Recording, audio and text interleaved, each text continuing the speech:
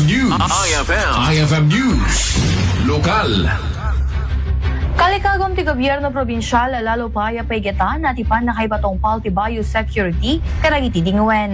Naitiket kalpasan nga naisayang ka ti Ilocos Norte Animal Health and Biosecurity Congress ti Calabes.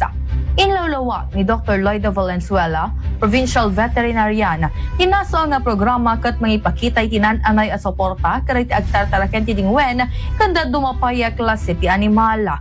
Kunana, yung aktibidad kat nakipagpasitan na itagpapaay iti Municipal kan City Veterinary Office iti probinsya, pakairamanan ti Mariano Marcos State University.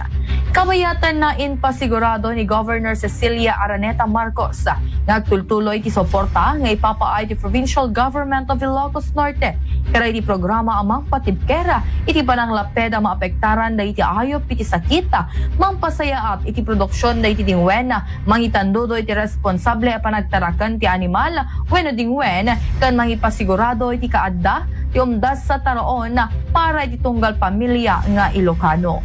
Para iti IFM News, Idol Bernadette Toledo, Tatak, IFM.